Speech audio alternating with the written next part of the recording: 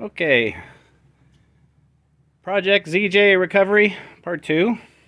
Just do another little quick video. I got the harness out on this driver's side. Got the ABS pump out. I still got, even though I just gave it a quick run through at the car wash to try and get most of the yellow dust from the extinguishers when the fire department put it out. I still got a lot of it all over. I vacuumed, cleaned up and scraped most of that side. I'm going to vacuum yet this side, but I wanted to show the main harness is mostly a multitude of plugs. It looks like the front lighting harness on this side survived, because here's the breaker that idiot ran a hot lead all the way through the hood gasket around the other side and over to the battery and did not fuse the damn thing. This, I think, is where it started. It heated right here, laying over top of the master cylinder, melted the entire thing down. As it caught fire, melted everything down, burned the computer, burned the ABS controller. But anyways, just to let you know, if you want to replace engine harness on a 93 to 95 ZJ, now these are a little bit different, 96 to 98, you do have to remove the wiper mechanism to get the motor. It sits behind here, and route the cables out through and down under this hole, unless you want to cut them and splice them. But it ain't that big of a deal, because I've got to clean up this crap anyway that's in there. The valance is full of really bad stuff. That is what started the fire on that side when that hot lead grounded without a fuse.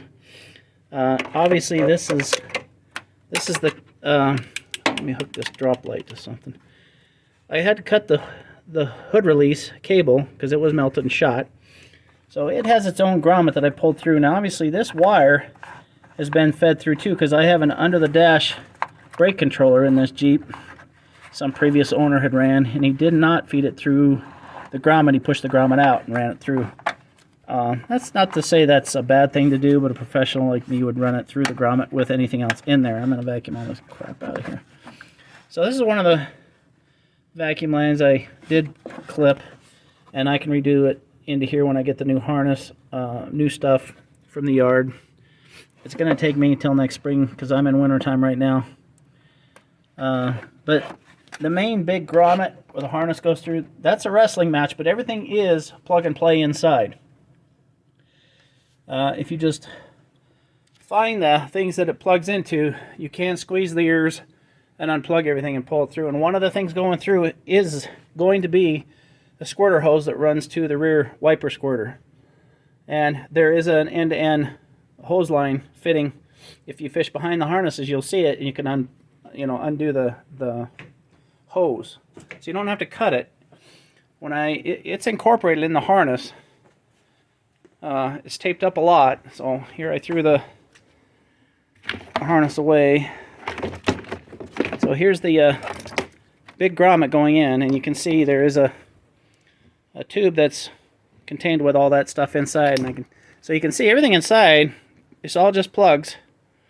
It's plug and play. It's only really 3-4 main electrical plugs. Looks like, yeah, 3 plugs and the hose, and that's it. But it's all taped very well, so I'm not going to cut and feed this rubber hose back out of all the junctioning and stuff. I started slicing right there, and I'm just like, why bother? This is all going in the trash.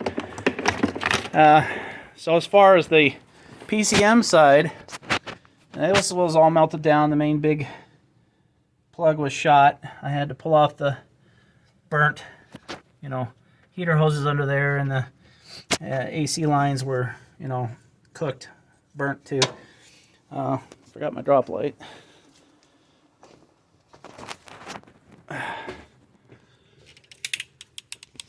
This should be recoverable, but I'm gonna have to buy everything for it. But I'm hoping